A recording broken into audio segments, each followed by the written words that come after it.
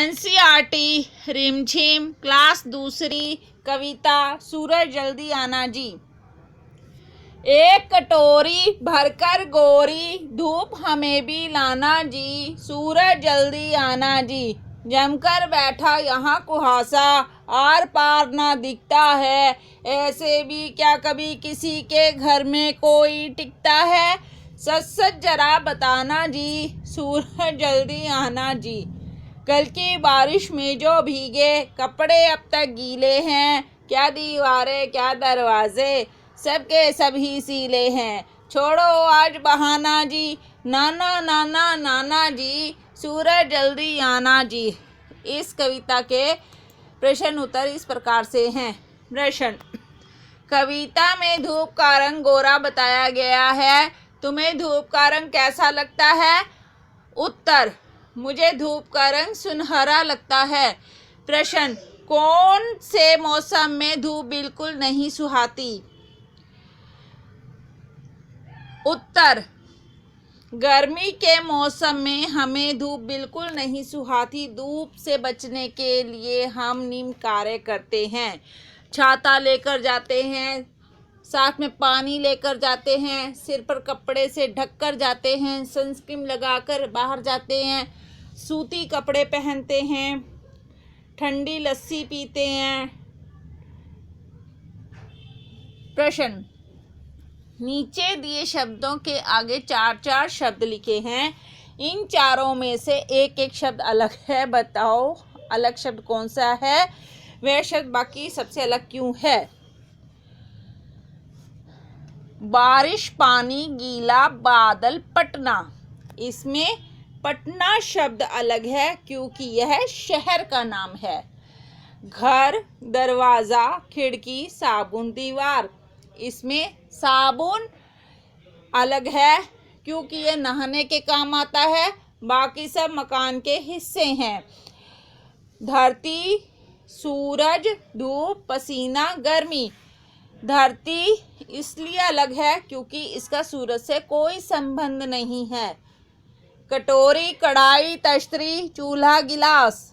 चूल्हा इसलिए अलग है क्योंकि ये खाना बनाने के काम आता है, बाकी सब बर्तन हैं। प्रश्न, अगर धूप ना हो तो क्या होगा? उत्तर, अगर धूप ना हो तो पेड़ पौधे और हम मर जाएंगे। धूप से पेड़ पौधे भोजन बनाते हैं तथा हमारे शरीर को महत्वपूर्ण विटामिन प्राप्त होता है। धूप से हमें विटामिन डी मिलता है जो कि हमारी हड्डियों के लिए बहुत ज़रूरी होता है। प्रश्न, अगर हवा ना हो तो क्या होगा? उत्तर, अगर हवा ना हो तो सभी सांस नहीं ले पाएंगे और सारे मर जाएंगे। प्रश्न, अगर पानी ना हो तो क्या होगा? उत्तर, अगर पानी ना हुआ तो हम सब मर जाएंगे क्योंकि पानी पृथ्वी के हर प्राणी के लिए महत्वपूर्ण आवश्यकता है। प्रश्न, अगर पेड़ पौधे ना होते तो क्या होता?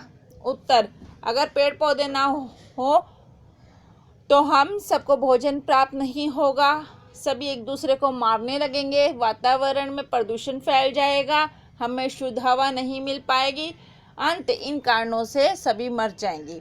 प्रश्न, सूरज का भी आने को मन नहीं है, सब बच्चों को क्या बहाना बनाकर मना करेगा?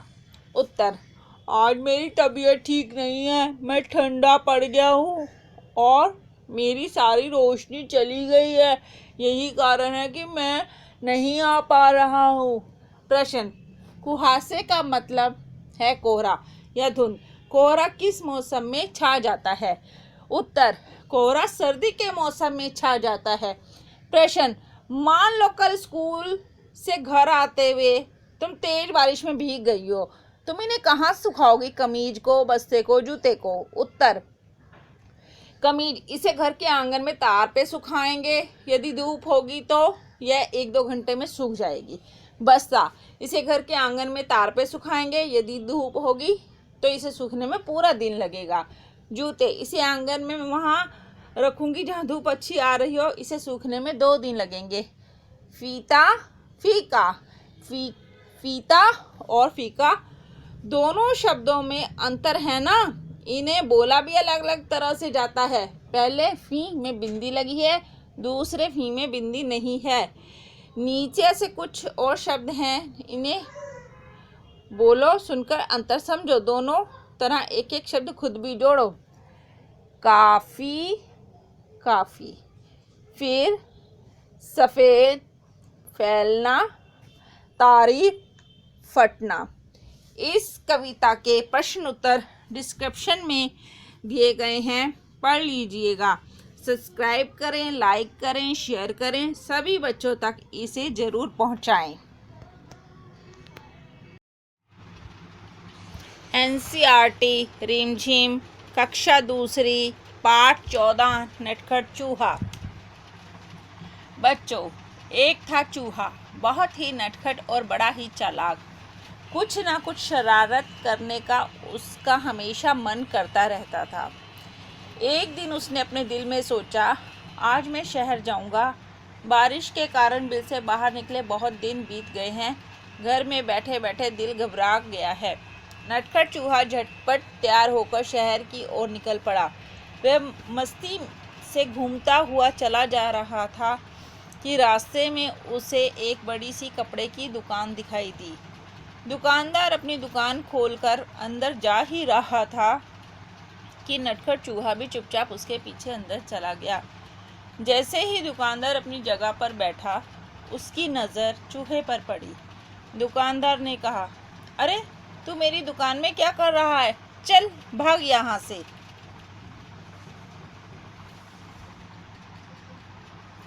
चूहा बोला, मैं अपनी टोपी के लिए कुछ कपड़ा खरीदने आया हूँ। दुकानदार हंसा, हा हा, हट यहाँ से, मैं चूहों को कुछ नहीं बेचता। चूहा गुस्से में बोला, तुम मुझे कपड़ा नहीं बेचोगे? दुकानदार बोला, भाग यहाँ से, बेकार मेरा समय बर्बाद ना कर। चूहा चिल्लाया, तुम मुझे कपड़ा देते हो या नहीं? दुकानदार बोला, नहीं, बिल्कुल नहीं। इस बार नटखट चूहे ने गाना गाया, रातों रात मैं आऊँगा, अपनी सेना लाऊंगा, तेरे कपड़े कुतरूंगा। दुकानदार डरकर बोला, चूहे भैया ऐसा ना करना, मैं अभी तुम्हें रेशमी कपड़े का टुकड़ा देता हूँ। और उसने चूहे को रेशमी कपड़े का टुकड़ा दे दिया। कपड़ा लेकर चूहा उछलता कूदता दुकान से बाहर निकल गया। फिर वह एक दर्जी की दुकान में आ पहुँचा। चूहे ने कहा, दर्जी जी, मुझे तुमसे कुछ काम है। काम? क्या काम? दर्जी ने गुस्से से पूछा। चूहे ने दर्जी को रेशमी कपड़ा दिया और कहा, कृपया इस कपड़े की एक अच्छी टोपी सिल दो। दर्जी हंसा, चल हट यहाँ से, मेरा समय खराब ना कर, मेरे पास तेरा काम करने का समय नहीं है। दर्जी ने कहा। अब चूहे को गुस्सा आ गया। मैं जोर से चिल्लाया, तुम मेरी टोपी सिलोगे या नहीं? नहीं नहीं नहीं, दर्जी ने कहा। तो ठीक है, चूहा बोला और गाने लगा, रातों रात मैं आऊँगा, अपनी सेना लाऊंगा, तेरे कपड़े कुतरूंगा। दर्जी ने कहा, चूहे भैया ऐसा ना करना, मैं अभी तुम्हारी टोपी बनाता हूँ। और थोड़ी ही देर में दर्जी ने चूहे के लिए एक सुंदर सी रेशमी टोपी तैयार कर दी। नटखट चूहे ने उसे पहना और फिर अपना चेहरा आईने में देखा। यह टोपी तो एकदम सादी है, मैं इस पर चमकीले सितारे लगवाऊंगा, चूहे ने सोचा। वह कूदता फांदता दुकान से बाहर निकल गया। वह सड़क पर शान से चल रहा था कि उसकी नज़र एक छोटी सी दुकान पर पड़ी, जहां सुनहरे और रुपहले सितारे बिक रहे थे। अंदर जा वह इधर उधर उछलने कूदने लगा। दुकानदार ने कहा, अरे चल यहाँ से, तू यहाँ क्या करने आया है? चूहे ने कहा, मैं अपनी टोपी के लिए सुनहरे और रुपहले सितारे खरीदने आया हूँ। दुकानदार ने कहा, भाग यहाँ से, मुझे बेवकूफ़ बनाने की कोशिश ना कर। एक चूहे को सितारों से क्या मतलब? तुम मुझे सितारे बेचोगे या नहीं? चूहे ने गुस्से से पूछा। नहीं नहीं नहीं, मैं तुम्हें सितारे नहीं बेचूंगा, दुकानदार ने कहा। फिर चूहे ने उत्तर दिया, रातों रात मैं आऊँगा, अपनी सेना लाऊंगा, सारे सितारे बिखेरूंगा। दुकानदार ने कहा, चूहे भैया ऐसा ना करना, मैं तुम्हारी टोपी के लिए रंग बिरंगे सितारे दे दूंगा और यही नहीं उन्हें तुम्हारी टोपी में टांग भी दूंगा। अच्छा तो ज़रा जल्दी करो, चूहे ने कहा। टोपी बनकर तैयार हो गई। चूहा टोपी पहनकर आईने के सामने खड़ा हुआ तो खुशी से उसका मन नाच उठा। वह सोचने लगा, मैं भी किसी राजा से कम नहीं हूँ, मैं अपनी सुंदर टोपी किसे दिखाऊं? चलो अपनी चमकीली टोपी राजा को ही दिखाता हूँ। 1 घंटे के अंदर ही नटखट चूहा राजमहल में राजा के पास आ पहुँचा। वह राजा के सामने जा खड़ा हुआ। राजा अचानक चूहे को देखकर बहुत हैरान हुआ। उसने पूछा, अरे तुम यहाँ क्या कर रहे हो? चूहे ने कहा, महाराज पहले यह बताइए कि मैं इस टोपी में कैसा लग रहा हूँ? राजा ने जवाब दिया, वाह तुम तो एकदम राजकुमार लग रहे हो। चूहा झटपट बोला, अच्छा तो फिर उतरो गद्दी से, यहाँ मैं बैठूंगा। राजा को हंसी आ गई। उसने कहा, भाग यहाँ से, मेरा सिंहासन चूहों के लिए नहीं है, केवल एक राजा ही इस पर बैठ सकता है। चूहे ने पूछा, तो क्या तुम मुझे अपनी गद्दी नहीं दोगे? बिल्कुल नहीं, मैं तुम्हें अपना सिंहासन नहीं दूंगा, राजा ने उत्तर दिया। तो तुम नहीं उतरोगे? चूहे ने फिर से पूछा। नहीं नहीं, राजा अपनी बात पर अड़ा रहा। राजा ने आदेश दिया, पकड़ लो इस चूहे को। सिपाही चूहे को पकड़ने दौड़े। चूहा सरपट उनके बीच से निकल गया और सिपाही एक के ऊपर एक गिर पड़े। अब चूहे ने अपनी कमर पर हाथ रखकर कहा, रातों रात मैं आऊँगा, अपनी सेना लाऊंगा, तेरे कान कुतरूंगा। राजा ने सोचा, चूहों की फौज तो पूरे महल को तहस नहस कर देगी। वह डर से कांपने लगा। चूहे ने फिर कहा, रातों रात मैं आऊँगा, अपनी सेना लाऊंगा, तेरे कान कुतरूंगा। राजा डर से कांपने लगा। कांपती आवाज़ में उसने कहा, चूहे भैया तुम बेकार में नाराज़ हो रहे हो, मैं अपनी गद्दी से अभी उतरता हूँ, तुम शौक से जितनी देर चाहो इस पर बैठ सकते हो। चूहा बहुत खुश हुआ। शान से वह सिंहासन पर बैठ गया और काफ़ी देर तक वहाँ आराम करता रहा। रात जब काफ़ी बीत गई, वह गद्दी से कूद कर नीचे आया और खुशी खुशी अपने घर को चल दिया। उसने शान से अपनी चमकीली टोपी अपने सभी साथियों को दिखाई। सभी दोस्त उसकी कहानी सुनना चाहते थे। इस पाठ के प्रश्न उत्तर इस प्रकार से डिस्क्रिप्शन में हैं। प्रश्न, दर्जी चूहे की किस बात से डर गया? उत्तर, चूहे ने दर्जी को कहा कि वह रात को अपनी सेना लेकर आएगा और उसके सारे कपड़े कुतर डालेगा। उसकी यह बात सुनकर दर्जी डर गया। प्रश्न, चूहा टोपी क्यों पहनना चाहता था?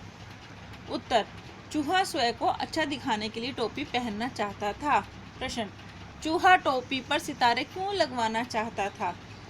उत्तर, चूहे की टोपी सिलने के बाद सादी लग रही थी, वह उसे सुंदर बनाना चाहता था, इसलिए उसमें सितारे लगवाना चाहता था।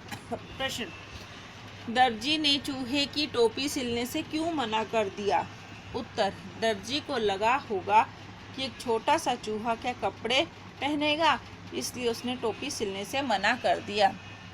प्रश्न, बारिश के मौसम में ऐसा क्या होता है जिससे चूहे अपने बिल से नहीं निकल पाया होगा? उत्तर, बरसात के कारण सड़कों पर चारों तरफ पानी ही पानी भर गया होगा, इसलिए चूहा अपने घर से नहीं निकल पाया होगा। प्रश्न, क्या तुम्हें भी चूहा नटखट लगा? क्यों? उत्तर, हाँ, चूहा हमें भी नटखट लगा। उसने अपने नटखटपन से राजा, दुकानदार, दर्जी और सितारे वाले तक को परेशान कर दिया था। प्रश्न, कपड़े वाले ने, दर्जी ने, सितारे वाले ने चूहे की किस बात पर ध्यान नहीं दिया? तुम्हें इसका क्या कारण लगता है? उत्तर, कपड़े वाले ने, दर्जी ने और सितारे वाले ने चूहे की बात पर ध्यान नहीं दिया क्योंकि वह छोटा सा जीव था। उन्हें लगा होगा कि वह हमारा क्या बिगाड़ लेगा। प्रश्न, चूहा राजा के दरबार में गया। दर्जी ने चूहे की टोपी सिल दी।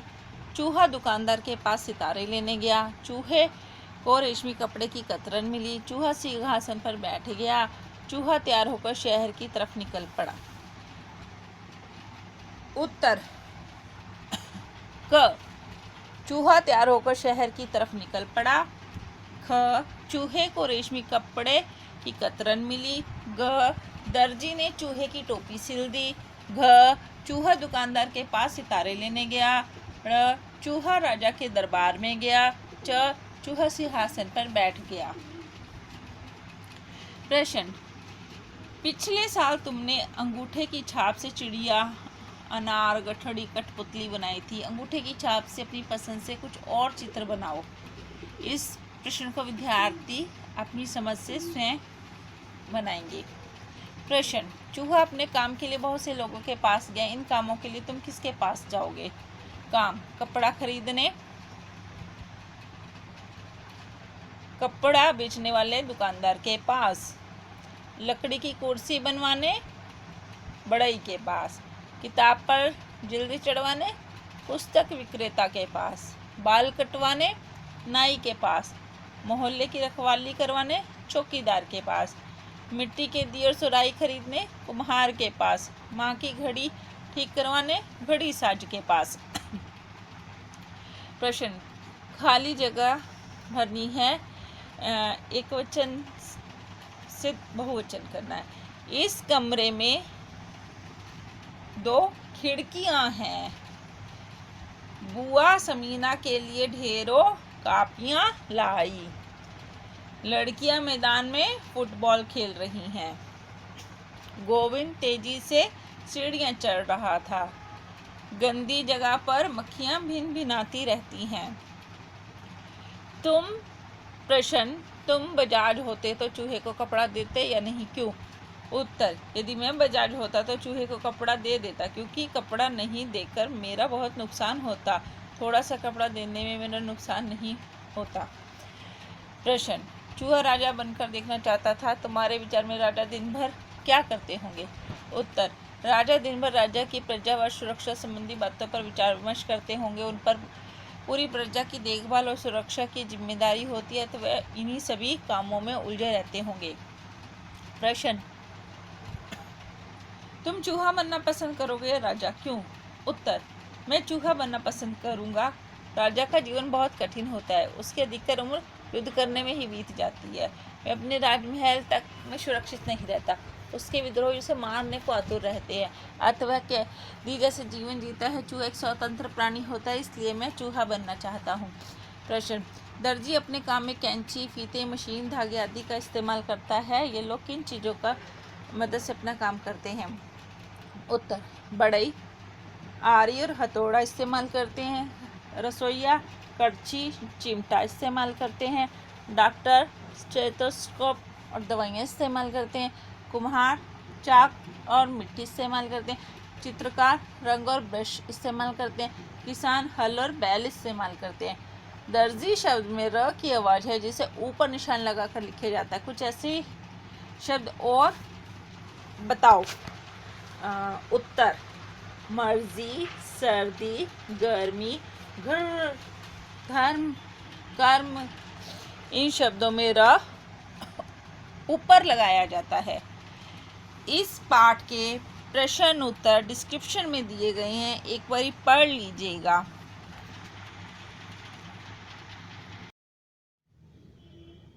एनसीईआरटी क्लास 2 पाठ 15 1 की 2 की। 2 बहनें थी। एक का नाम था एक केस वाली और दूसरी का नाम था 2 केस वाली। दोनों बहनें अपने अम्मा और बाबा के साथ एक छोटे से घर में रहती थीं। एक केस वाली का एक ही बाल था, इसलिए सब उसे एक ही बुलाते थे। 2 केस वाली बड़ी घमंडी थी, उसके 2 बाल थे, इसलिए सब उसे 2 की बुलाते थे। अम्मा सोचती थी कि 2 की जैसी सुंदर लड़की तो दुनिया में है ही नहीं, और बाबा उनको सोचने की फुर्सत ही कहाँ। काम में जो उलझे रहते थे। दोकी हमेशा अपनी बहन पर रोब जमाती रहती। एक दिन एक ही घने जंगल में गई। चलते चलते वह घने जंगल के बीच आ पहुंची। दोनों तरफ सन्नाटा था। अचानक उसने एक आवाज़ सुनी, पानी, मुझे प्यास लगी है, कोई पानी पिला दो। एक की रुकी और उसने चारों तरफ घूमकर देखा, वहाँ तो कोई नहीं था। फिर उसने देखा सूखी मुरझाई हुई मेहंदी की एक झाड़ी जिसके पत्ते सरसरा रहे थे। पास में ही पानी की धारा बह रही थी। एकी ने चुल्लू में पानी भर के एक बार, दो बार, कई बार झाड़ी के ऊपर डाला। मेहंदी की झाड़ी बोली, धन्यवाद एकी, मैं तुम्हारी ये मदद याद रखूंगी। एकी आगे बढ़ गई। फिर अचानक सन्नाटे में उसे एक और आवाज़ सुनाई दी, मुझे भूख लगी है, कोई मुझे खाना खिला दो। एकी ने देखा कि एक मरियल सी गाय पेड़ से बंधी हुई थी। एकी ने घास फूस इकट्ठी की और गाय को खिला दी। उसके बाद उसने गाय के गले में बंधी रस्सी को खोल दिया। धन्यवाद एकी, मैं तुम्हारी ये मदद हमेशा याद रखूंगी, गाय ने कहा। एकी अब चलते चलते थक गई थी। उसे गर्मी भी लग रही थी। उसे समझ नहीं आ रहा था कि अब वह क्या करे, कहाँ जाए। तभी उसे दूर एक झोपड़ी दिखाई दी। एकी दौड़कर झोपड़ी तक गई और आवाज़ लगाई, कोई है? एक बूढ़ी अम्मा ने दरवाज़ा खोला। बूढ़ी अम्मा ने कहा, आहा, आ गई मेरी बच्ची, मैं तुम्हारी ही राह देख रही थी, आओ अंदर आ जाओ। एकी हैरान हो गई और चुपचाप झोपड़ी में आ गई। झोपड़ी में आकर उसे बहुत अच्छा लगा। बूढ़ी अम्मा ने कहा, आओ बेटी, तुम्हारे लिए नहाने का पानी तैयार है, पहले अच्छी तरह से तेल लगाओ और उसके बाद नहा लो, फिर हम खाना खाएंगे। एकी ने शर्माते हुए कहा, नहीं नहीं। अम्मा ने पुचकार कर कहा, अरे नहीं क्या, जैसा मैं कहती हूँ वैसा करो। एकी ने बूढ़ी अम्मा की बात मान ली। फिर पता है क्या हुआ? एकी ने जैसे ही अपने सिर से तौलिया हटाया तो उसने पाया कि उसके सिर पे एक नहीं परंतु बहुत सारे बाल थे। एकी इतनी खुश हुई कि वह खाना खा ही नहीं सकी, बस बार बार बूढ़ी अम्मा का धन्यवाद ही करती रही। बूढ़ी अम्मा ने मुस्कुराते हुए कहा, अब तुम घर जाओ बेटी और हमेशा खुश रहो। एकी के तो जैसे पंख ही निकल आए। वह सरपट घर की तरफ दौड़ चली। रास्ते में से गाय ने मीठा मीठा दूध दिया और झाड़ी ने हाथों में रचाने के लिए मेहंदी दी। घर पहुंचकर एकी ने सारी कहानी सुनाई। दोकी कहानी सुनते ही सीधे जंगल की तरफ भागी। दोकी इतना तेज भाग रही थी कि ना उसने प्यासी झाड़ी और ना ही भूखी गाय की पुकार सुनी। वह तो दड़दड़ाती हुई झोपड़ी में घुस गई और बूढ़ी अम्मा को हुक्म दिया, मेरे लिए नहाने का पानी तैयार करो। हाँ आओ, मैं तुम्हारी ही राह देख रही थी, पानी तैयार है, नहा लो, बूढ़ी अम्मा ने दोकी से कहा। झटपट नहाने के बाद जैसे ही दोकी ने तौलिया सिर से हटाया, उसकी तो चीख निकल गई। दोकी के तो दो ही बाल थे और वे भी झड़ गए थे। रोते रोते दोकी घर की तरफ चलने लगी। रास्ते में उसे गाय ने सींग मारा और मेहंदी की झाड़ी ने कांटे चुभो दिए, मगर अब दोकी अपना सबक सीख चुकी थी। इसके बाद एकी दोकी अपने अम्मा बाबा के साथ खुशी खुशी रहने लगी। इस पाठ के प्रश्न उत्तर इस प्रकार से हैं। प्रश्न, क्या बूढ़ी अम्मा पहले से जानती थी कि एकी और दोकी उनके घर आने वाली हैं? तुम्हें कैसे पता चला? उत्तर, हाँ, बूढ़ी अम्मा पहले से जानती थी कि एकी और दोकी उनके घर आने वाली हैं। बूढ़ी अम्मा ने एकी और दोकी के लिए पहले से ही नहाने का पानी और तेल रखा था, इससे हमें पता चलता है। प्रश्न, दोकी का मेहंदी की झाड़ी और गाय पर ध्यान क्यों नहीं गया? उत्तर, डोकी को बाल पाने की जल्दी थी, इसलिए उसे मेहंदी की झाड़ी और गाय का ध्यान नहीं दिया। प्रश्न, एकी ने झाड़ी और गाय की मदद कैसे की? उत्तर, एकी ने प्यासी झाड़ी को पानी पिलाया और भूखी गाय को घास खिलाकर मदद की। प्रश्न, मेहंदी की झाड़ी ने एकी को लगाने को मेहंदी दी। मेहंदी की झाड़ी से लगाने के लिए मेहंदी कैसे तैयार की जाती है पता करना है और सही क्रम में लिखना है। उत्तर, पहले मेहंदी की झाड़ी से मेहंदी के पत्ते तोड़ते हैं, उसके बाद उन्हें अच्छी तरह से धो लेते हैं, उसके पश्चात सिलबट्टे पर उन्हें पानी के साथ पीस लेते हैं। बस मेहंदी तैयार है, आप इसे हाथों पर या सिर पर लगा सकते हैं। प्रश्न, मेहंदी जब रची जाती है तब उसका रंग गाढ़ा होता है और धीरे धीरे फीका पड़ता जाता है। किन किन चीज़ों का रंग कुछ समय के बाद फीका हो जाता है? उत्तर, सूती कपड़ों का, रंगीन कागजों का रंग धीरे धीरे कुछ समय के बाद फीका हो जाता है। प्रश्न, कहानी में दोनों बहनों का नाम उनके बालों की संख्या पर पड़ा। सोचकर खाली जगह में लिखना है हमें। जैसे बालों की संख्या 1, पूरा नाम 21 वाली, छोटा नाम 1 की। उत्तर, बालों की संख्या 1, पूरा नाम 21 वाली, छोटा नाम 1 की। बालों की संख्या 2, पूरा नाम 2 केस वाली, छोटा नाम 2 की। बालों की संख्या 100, पूरा नाम 100 केस वाली, छोटा नाम 100 की। बालों की संख्या 0, पूरा नाम 0 केस वाली, छोटा नाम 0 की। प्रश्न, कुछ वाक्य लिखे हैं, हर वाक्य में एक मोटा शब्द छपा, उनकी मदद से तुमने अपने मन में सोचकर वाक्य बनाने और कक्षा में बताने हैं। जंगल में चारों तरफ सन्नाटा था। उत्तर, सन्नाटे के कारण हमें डर लग रहा था। प्रश्न, बाबा को सोचने की फुर्सत ही कहाँ, काम में जो उलझे रहते थे। उत्तर, फुर्सत के क्षणों में ही कविता लिखता था। वह सरपट घर की तरफ दौड़ चली। उत्तर, माँ सरपट चली गई आई। प्रश्न, मेहंदी की झाड़ी मुरझा गई थी। उत्तर, माँ को खाली हाथ आता देख रमा का चेहरा मुरझा गया। प्रश्न, एकी ने देखा कि एक मरियल सी गाय पेड़ से बंधी हुई है। एक की गाय और पेड़ नाम वाले शब्द हैं। देखा और बंधी काम वाले शब्द है। कहानी में से 5-5 शब्द छांट कर लिखने हैं। नाम वाले शब्द, डोकी, माँ, रस्सी, घास, मेहंदी।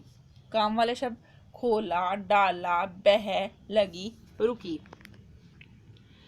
इस पाठ के प्रश्न उत्तर डिस्क्रिप्शन में दिए गए हैं, एक बारी पढ़ लीजिएगा।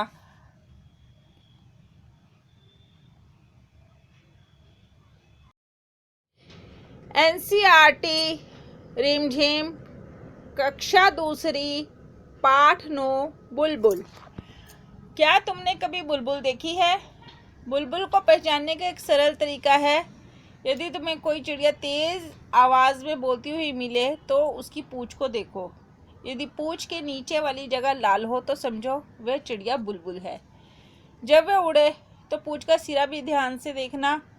बुलबुल की पूंछ के सिरे का रंग सफ़ेद होता है, उसका बाकी शरीर भूरा और सिर का रंग काला होता है। बुलबुल ऊंची आवाज़ में बोलती है। बुलबुल को हम लोगों से डर नहीं लगता। तुम्हें शायद एक बुलबुल ऐसी मिले जिसके सिर पर काले रंग की कलगी हो, उसे सिपाही बुलबुल कहते हैं। बुलबुल पीपल या बरगद के पेड़ पर कीड़े ढूंढकर खाती है। वह हमारी तरह सब्जी और फल भी खाती है। अमरूद के बगीचे या मटर के खेत पर बुलबुल काफ़ी ज़ोर से हमला करती है। वह अपना घोंसला सूखी हुई घास और छोटे पौधों की पतली जड़ों से बुनती है। घोंसला अंदर से एक सुंदर कटोरे जैसा दिखता है। बुलबुल एक बार में 2 या 3 अंडे देती है। उसके अंडे हल्के गुलाबी रंग के होते हैं। तुम उन्हें ध्यान से देखो तो तुम्हें उन पर कुछ लाल, कुछ भूरी और कुछ बैंगनी बिंदियां दिखाई देंगी। इस पाठ के प्रश्न उत्तर इस प्रकार से हैं। प्रश्न,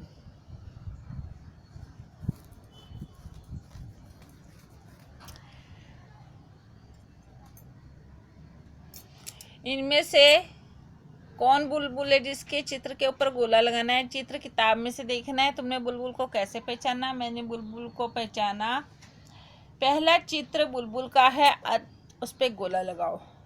मैंने बुलबुल को उसकी पूंछ से पहचाना, वह आगे से लाल रंग की थी था पूंछ का आखिरी सिरा सफेद रंग का था, साथ ही उसके सिर का देखा जो काले रंग का था। इन सब बातों से बुलबुल को पहचानना सरल हो गया।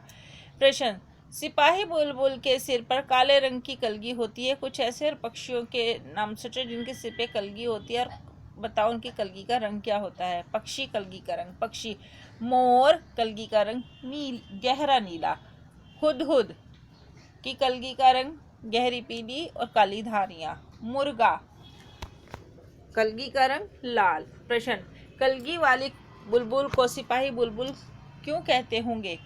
उत्तर, सिपाही बुलबुल की गर्दन तथा कान के नीचे लाल रंग के निशान पाए जाते हैं। इससे कवि कुर्बानी तथा बलिदान के प्रतीक स्वरूप लेते हैं, इसीलिए इन्हें सिपाही बुलबुल कहा जाता है। प्रश्न, पाठ में बुलबुल के बारे में बहुत सी बातें बताई गई हैं, उनमें से कोई 3 बातें लिखनी हैं। उत्तर, 3 बातें। 1, इसकी पूंछ आखिरी भाग सफेद रंग का होता है। 2, पूंछ के भीतरी भाग लाल रंग का होता है। 3, इसका शरीर भूरा और सिर का रंग काला होता है। प्रश्न, बुलबुल अपना घर घास और जड़ों से बनाती है। तुम्हारा घर किन चीजों से बना है, पता करो। उत्तर, हमारा घर ईंट, बजरी, रोड़ी, सीमेंट, लोहे की मोटी मोटी सलाखों, टाइलों आदि से बना है। प्रश्न, बुलबुल क्या खाना पसंद करती है? तुम्हें क्या क्या खाना पसंद है? उत्तर, बुलबुल खाने में कीड़े, फल आदि खाना पसंद करती है। मुझे गाजर, मटर, गाजर का हलवा, खीर, गोभी के परांठे, पिज़्ज़ा आदि खाना पसंद है। प्रश्न, बुलबुल ऊंची आवाज़ में बोलती है। तुमसे कौन कौन ऊंची आवाज़ में बोलता है, कब कब? नाम बताना है और कब कब बताना है। तरुण, जब उसकी कोई बात नहीं सुनता तब वह ऊंची आवाज़ में बोलता है। माला, जब उसे कुछ मांगना हो तो वह ऊंची आवाज़ में बोलती है। श्रुति, जब वह गाना गाती है तो ऊंची आवाज़ में गाती है। गोपाल, जब उसे गुस्सा आता है तब वह ऊंची आवाज़ में बोलता है। जावेद, जब उसे कुछ समझ में नहीं आता तब वह ऊंची आवाज़ में बोलता है। सभी विद्यार्थी मित्रों तथा अपनी भाई बहनों से बात करके इस क्वेश्चन को करेंगे। प्रश्न, मैं काली हूँ, मीठा गाना गाती हूँ। उत्तर, मैं काली हूँ, मीठा गाना गाती हूँ, कोयल। मैं हरा हूँ, लाल मेरी चोंच है, हरी मिर्च खाता हूँ, कौन हूँ मैं? मैं हरा हूँ, लाल मेरी चोंच है, हरी मिर्च में खाता हूँ, तोता। सूप जैसे कान हैं, मोटे मोटे पाँव हैं, लंबे लंबे दांत हैं, कौन है ये? हाथी। सिर पर ताज है, दुम पर पैसा है, बादल देख नाचता है, कौन है ये? मोर। घरों में आता है, सारी चीजें कुतरता है, कौन है ये? चूहा। बुलबुल या किसी और पक्षी पर कविता लिखनी है, अपनी सखी, सहेली, दोस्तों के साथ मिलकर भी लिख सकते हैं। उत्तर, तोता। टैट टैट का शब्द सुना, झट से बाहर मैं निकला, देखा पेड़ पर बैठा हरे रंग का एक तोता, लाल चोंच पर मिर्ची थी, उसकी चोंच की जैसी थी, मेरे बन भाया वो, पर हाथ नहीं आया वो, फुर से उड़ गया वो। सभी विद्यार्थी अपने अपने तरीके से कविता सोचेंगे और लिखेंगे। प्रश्न, बुलबुल, तोता, चिड़िया, कबूतर पक्षी कहलाते हैं। नीचे लिखी चीजों को क्या कहते हैं, नाम बताओ। गोभी, आलू, भिंडी ये सब हैं सब्जी। संतरा, केला, सेब ये सब हैं फल। गाय, हाथी, कुत्ता ये सब हैं जानवर। मूंग, चना, अरहर ये सब हैं दालें। इस पाठ के प्रश्न उत्तर डिस्क्रिप्शन में दिए गए हैं, एक बार पढ़ लीजिएगा। एनसीईआरटी रिमझिम कक्षा दूसरी पाठ 10 मीठी सारंगी। एक गांव में एक सारंगी वाला आया। वह सारंगी बहुत अच्छी बजाता था। रात में जब उसने सारंगी बजाना शुरू किया तब गांव के बहुत से लोग इकट्ठे हो गए। सारंगी की मीठी आवाज़ और सारंगी वाले के बजाने की कला से गांव के लोग दंग रह गए। सब लोग कहने लगे, कैसी मीठी सारंगी है, आह कितना आनंद आ रहा है। वहीं पास में बैठा हुआ भोला भी लोगों की ये बातें सुन रहा था। वह मन ही मन कहने लगा, इन लोगों को सारंगी बहुत मीठी लगी, लेकिन मेरा तो मुंह मीठा हुआ ही नहीं, ये सब झूठे हैं। थोड़ी देर बाद उसने सोचा कि शायद सारंगी वाले के पास बैठने से मुंह मीठा हो जाए, इसलिए वह सारंगी वाले के पास जाकर बैठ गया। रात के 3-4 बजे जब सारंगी वाले ने गाना बजाना बंद कर दिया तब लोगों ने सारंगी वाले से कहा, महाराज आपकी सारंगी बहुत ही मीठी है, हमें बड़ा ही आनंद आया, 2-4 दिन यहीं ठहरिए। ये बातें सुन के भोला मन ही मन झुंझलाया और सोचने लगा, ये लोग झूठ तो नहीं बोल सकते, सारंगी मीठी जरूर है, पर मुझे न जाने स्वाद क्यों नहीं आया। तब तक रात ज़्यादा हो चुकी थी, इस कारण लोग घर नहीं गए, वहीं चौपाल में सो गए। सारंगी वाले ने भी सारंगी पर खोली चढ़ाई और उसे अपने सिरहाने रखकर सो गया।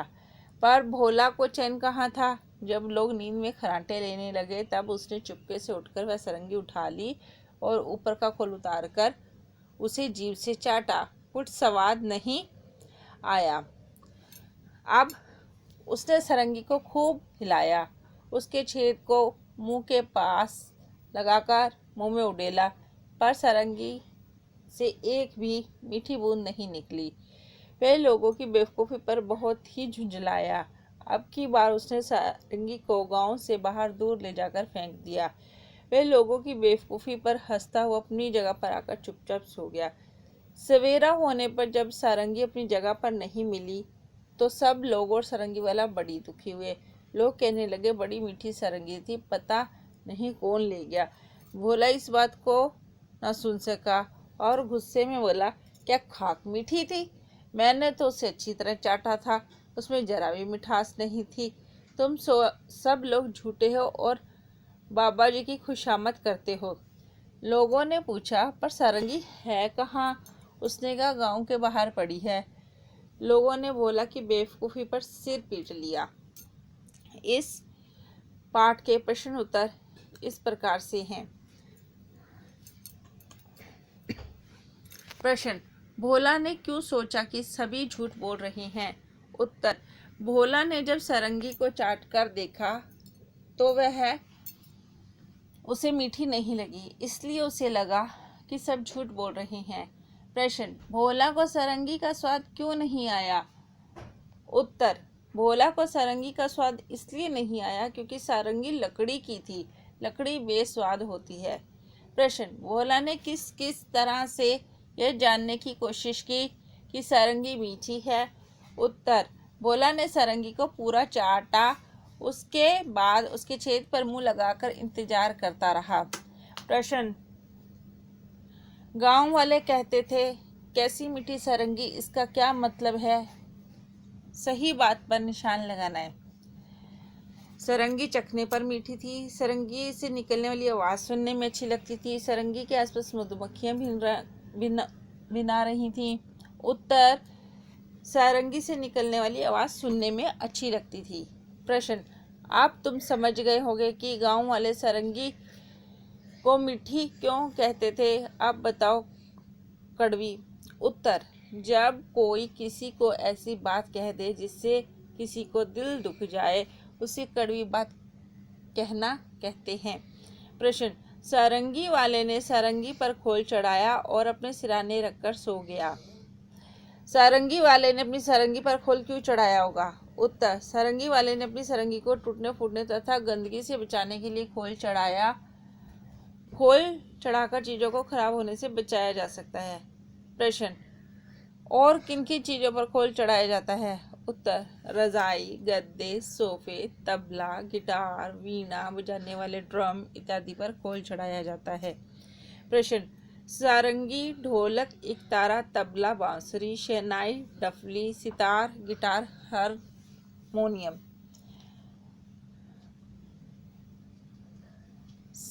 संगीत के बाजों के नाम लिखे हैं। इनमें से कुछ तार छेड़कर बजाए जाते हैं, कुछ हाथ से थाप देकर।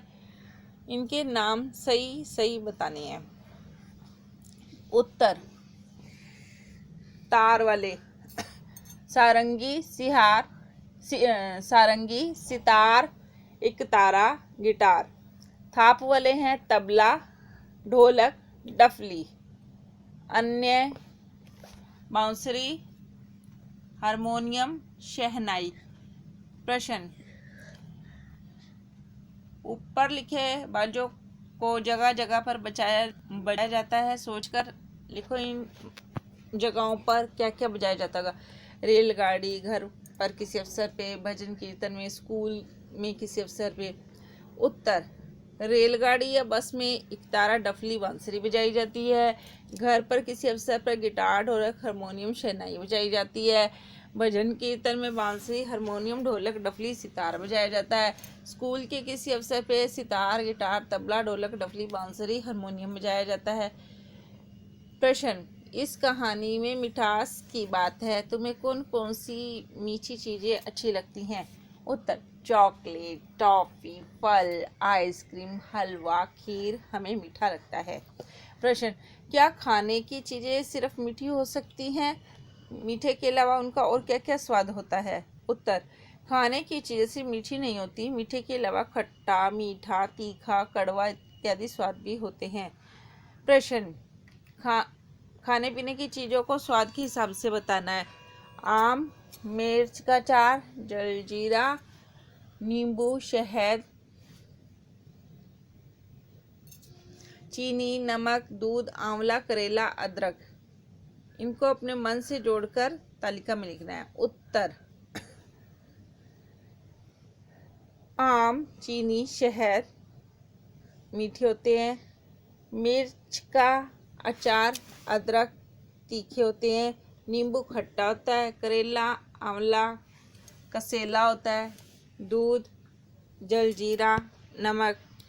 प्रश्न, नीचे लिखे शब्दों को बोलकर देखो। बांसुरी, बंसी, हंस, हंस। इनको विद्यार्थी स्वयं बोलकर परखें। प्रश्न, नीचे दिए गए शब्दों में गोला लगाना है। क्या बोलते हैं, चंद्र बिंदु लगाना है। चांद, चंदन, झांसी, झंझन, मंगलवार, मांगना, कक्कड़, कामना, सुंदर, आदि। उत्तर चांद, चंदन, झांसी, झंझट, मंगलवार, मांगना, कंकड़, कांपना, सुंदर, सांप, अंधा, आंधी। इस पाठ के प्रश्न उत्तर डिस्क्रिप्शन में दिए गए हैं। एक बार यह पढ़ जरूर लीजिएगा।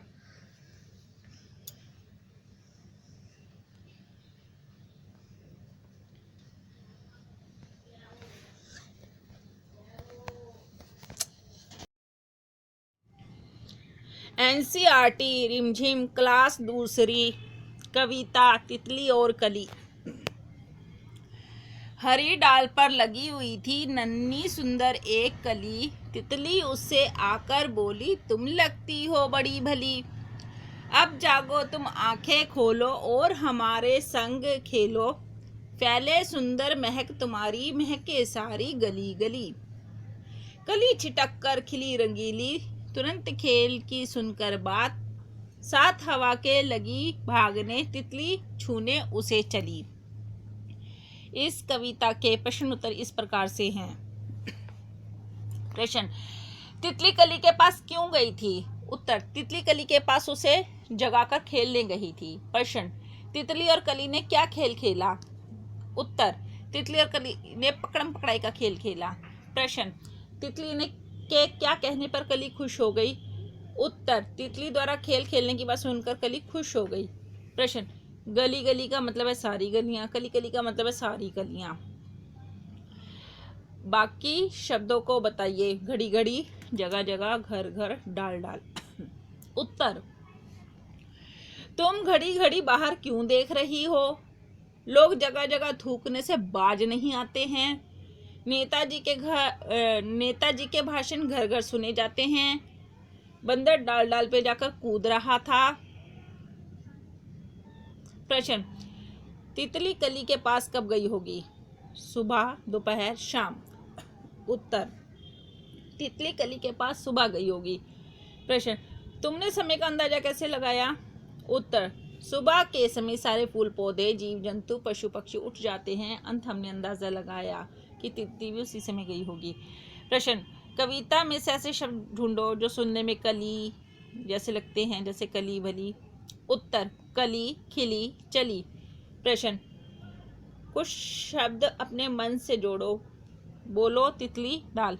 उत्तर, बोलो तोलो खोलो, तितली मितली तिल्ली, डाल बाल ढाल। प्रश्न, महक तुम्हें अच्छी लग सकती है और बुरी भी। अच्छी लगने वाली महक को कहेंगे खुशबू, बुरी लगने वाली महक को कहेंगे बदबू। प्रश्न, ऐसी चीज़ों के नाम बताने हैं जिनकी महक पसंद है और पसंद नहीं है। पसंद है फूलों की, कॉफ़ी की, खाने की महक। पसंद नहीं है नहाने के साबुन की, कपड़े धोने वाले साबुन की, पसीने की, गंदी जुराबों की, कूड़े की। प्रश्न, तुम्हारे आसपास ऐसे कौन कौन से फूल हैं जिनकी बहुत तेज़ महक है? फूलों के नाम अपनी भाषा में बताने हैं। उत्तर, हमारे आसपास मोगरा, गुलाब, गेंदा, इनकी महक तेज होती है। हमारी भाषा में इन्हें गुलाब, गेंदा, मोगरा कहते हैं। विद्यार्थी इस प्रश्न का उत्तर अपने माता पिता से पूछकर लिख सकते हैं। प्रश्न, तुम्हारे घर में किस किस तरह की महक आती है? जैसे साबुन या तेल की महक गुसलखाने से हमारे घर में इस तरह की महक आती है। उत्तर, रसोई घर विभिन्न प्रकार के खाने के, सरसों के तेल, कड़ी पत्ते, अदरक, लहसुन की, बगीचे से मोगरे तथा अन्य फूलों की, कमरे में फिनाइल, पिताजी के इत्र, सिर पर लगाने वाले तेल की। प्रश्न,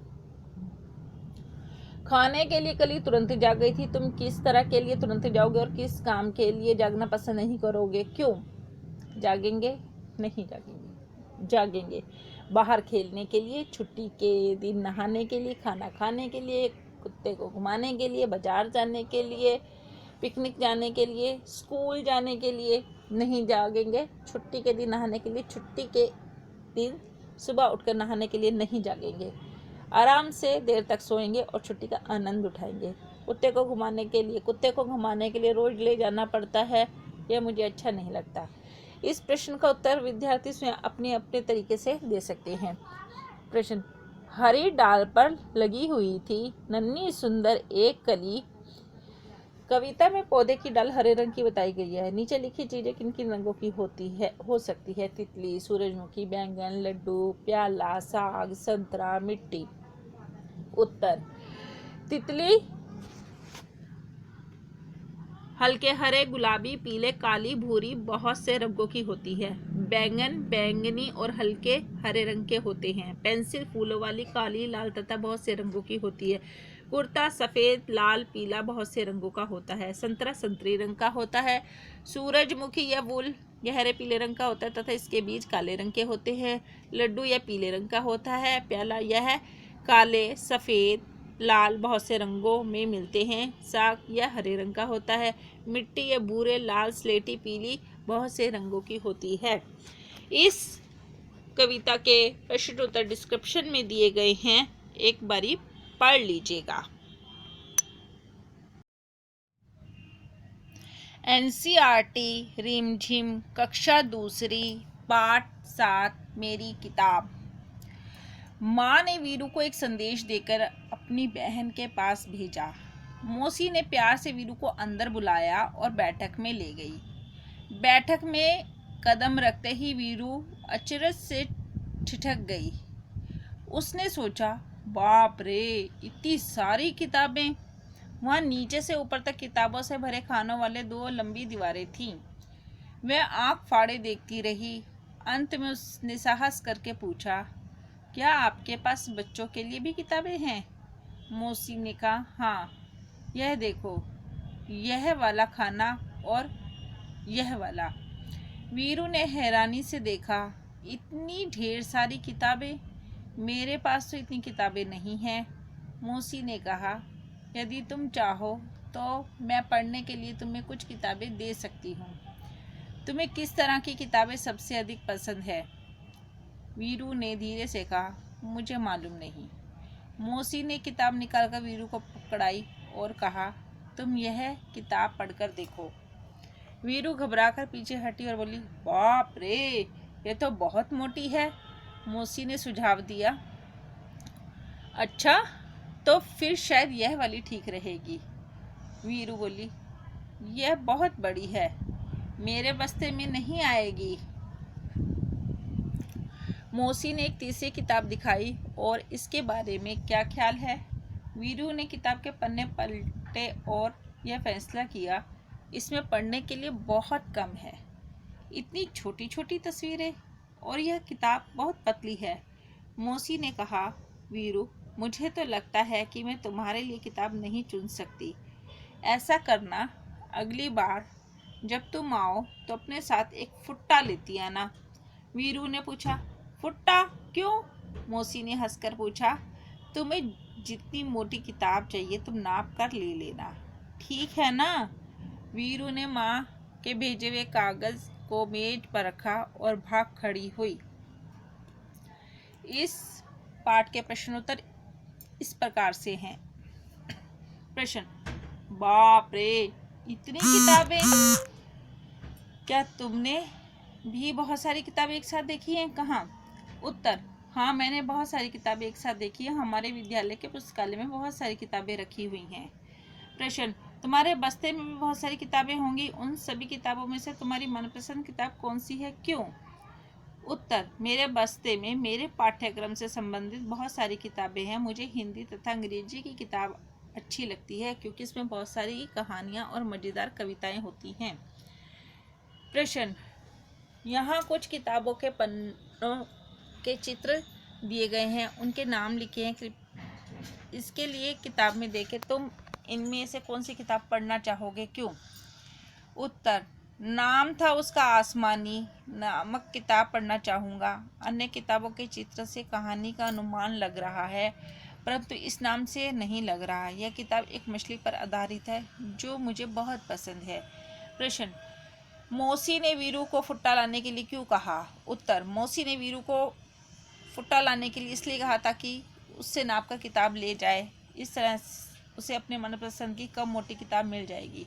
प्रश्न, अलग अलग चीज़ों को नापने या तोलने के लिए अलग अलग चीज़ों का इस्तेमाल करते हैं। तुम नीचे दी गई तालिका को किन चीज़ों से नापोगे? कपड़े को, आम को, मेज को, पानी को। उत्तर, कपड़े को इंची टेप से नापेंगे, आम को तोलने वाले बाट से तोलेंगे, मेज को इंची टेप से मापेंगे, कागज को फुट्टे की सहायता से नापेंगे। प्रश्न, अब तक तुमने बहुत सारे शब्द सीख लिए हैं।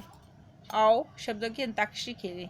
देखो तुम कितने शब्द बना पाते हो। शुरुआत हम कर देते हैं। किताब, बंदर, रस्सी, सीमा, माता, ताला, लगती। उत्तर, किताब, बंदर, रस्सी, सीमा, माता, ताला, लगती। इसमें ना जो शब्द लिखा हुआ है उसका जो आखिरी शब्द होता है उस का जो अक्षर है उससे शुरू होने वाला हमें अगला शब्द सोच के लिखना होता है। प्रश्न, वीरू को मौसी ने किताबें चुनने के लिए कहा तो वह नहीं चुन पाई। तुम अपनी पसंद की चीज़ों को चुनने के लिए कहा जाए तो तुम क्या क्या चीज़ें चुनोगे? उत्तर, खिलौने, कपड़े, कहानियों की किताबें, वीडियो गेम, चॉकलेट, पिज़्ज़ा। इस कहानी के प्रश्नोत्तर डिस्क्रिप्शन में दिए गए हैं, पढ़ लीजिएगा।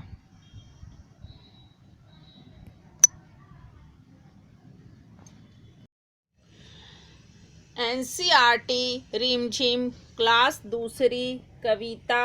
बहुत हुआ।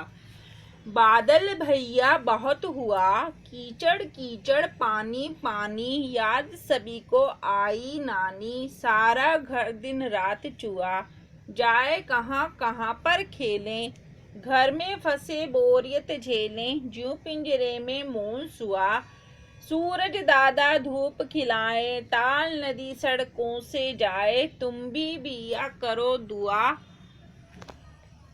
सुआ मतलब तोता। इस कविता के प्रश्न उत्तर इस प्रकार से हैं। प्रश्न, बारिश कहने पर तुम्हारे मन में कौन कौन से शब्द आते हैं? सोचो और लिखो। उत्तर, बादल, पानी, रिमझिम, बूंदें, कागज की नाव इत्यादि शब्द मन में आते हैं। प्रश्न, जब बहुत बारिश होने लगती है तब तुम कहाँ खेलती हो? कौन कौन से खेल खेलती हो? उत्तर, जब बहुत बारिश होती है तो हम अपने घर के अंदर खेलते हैं, जैसे लूडो, वीडियो गेम, घर घर, गुड़िया का खेल इत्यादि। प्रश्न, खूब तेज बारिश होगी तो तुम्हारे घर के आसपास कैसा दिखाई देगा? उत्तर, खूब तेज बारिश होगी तो चारों ओर बारिश ही बारिश दिखाई देगी। इतनी तेज बारिश में लोग भीग रहे होंगे, गड्ढे पानी से भर जाएंगे, पेड़ पौधे हवा और बारिश के जोर से लहरा रहे होंगे। प्रश्न, बारिश में कितना पानी बरसता है? वह सब पानी कहाँ कहाँ जाता है? उत्तर, बारिश में औसतन एक दिन में 25 सेंटीमीटर के करीब पानी बरसता है। वह नदी, नालों, खेतों आदि में चला जाता है। प्रश्न, ये सब बारिश से बचने के लिए क्या करेंगे बताओ? लोग, कबूतर, केंचुआ, कुत्ता, मछली, मोर। उत्तर, ये सब बारिश से बचने के लिए कार्य कर सकते हैं। लोग छाता या रेनकोट लेंगे, कबूतर किसी खिड़की या ओट का सहारा लेंगे, केंचुआ मिट्टी में गहराई तक चला जाएगा, कुत्ता किसी आंगन या पेड़ के नीचे बैठ जाएगा, मछली गहराई में चली जाएगी, मोर पेड़ के नीचे चले जाएंगे। कविता में ऐसा क्यों कहा गया होगा? तेज बारिश होने पर सड़कें नदी बन जाती हैं। उत्तर, तेज बारिश होने पर सड़कों में से पानी की निकासी नहीं हो पाती, जिसके कारण बरसात का पानी सड़कों पर भर जाता है, इसलिए नदी जैसा पानी वहां दिखाई देने लगता है। कविता में ऐसे इसलिए कहा गया है कि तेज बारिश होने पर सड़कें नदी बन जाती हैं। प्रश्न, सब और कीचड़ होने पर नानी याद आती है। उत्तर, बारिश में पानी के कारण कीचड़ हो जाता है, ऐसे में चलने वालों को बहुत तरह की समस्याओं का सामना करना पड़ता है। उनके कपड़े जूते गंदे हो जाते हैं, उन्हें बार बार बदलना संभव नहीं होता, इसलिए कविता में कहा गया कि सब और कीचड़ होने पर नानी याद आती है। प्रश्न, बड़े लोग ऐसा कब कहते हैं? बहुत हुआ अब चुप बैठो। जब हम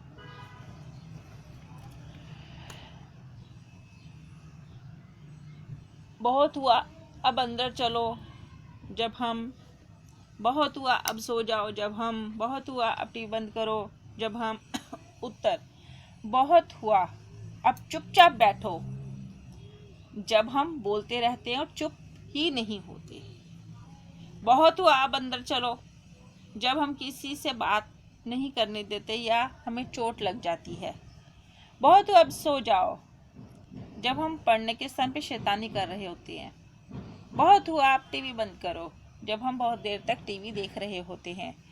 प्रश्न, एक दिन बादल ने सोचा मैं अब कभी नहीं बरसूंगा। जब मैं बरसता हूँ तो लोग मेरी बुराई करते हैं, जब मैं नहीं बरसता हूँ तब भी मेरी बुराई करते हैं। आज से बरसना बिल्कुल बंद। फिर क्या हुआ होगा? कहानी को आगे बढ़ाओ। उत्तर, बादल जब बहुत दिनों तक नहीं बरसा तो पानी नहीं बरसने के कारण लोग परेशान होने लगे। किसानों की खड़ी फसल पानी की कमी से सूखने लगी, लोग गर्मी से परेशान होने लगे, नदियों में भी पानी सूखने लगा, चारों ओर कोहराम मचने लगा। फिर क्या था? लोगों ने मिलकर बादल को मनाने की सोची। फिर सब बादल के पास गए और उनसे अपनी गलती के लिए माफ़ी मांगी। बादल लोगों की प्रार्थना से पिघल गया और उसने तुरंत ही वर्षा कर लोगों को सूखे और गर्मी से मुक्ति दिलाई। कविता के साथ चित्र दिया गया, उसमें कौन क्या कर रहा है? एक बच्चा चित्र बना रहा है। उत्तर, एक बच्चा चित्र बना रहा है, दूसरा बच्चा छाता पकड़ रहा है, बिल्ली खिड़की पर बैठ रही है, आदमी छाता पकड़कर बारिश में चल रहा है, एक बच्ची टब में नाव चला रही है, कुत्ता शरीर पर लगा पानी झाड़ रहा है। इस कविता के प्रश्न उत्तर डिस्क्रिप्शन में दिए गए हैं, आप एक बारी पढ़ लीजिएगा।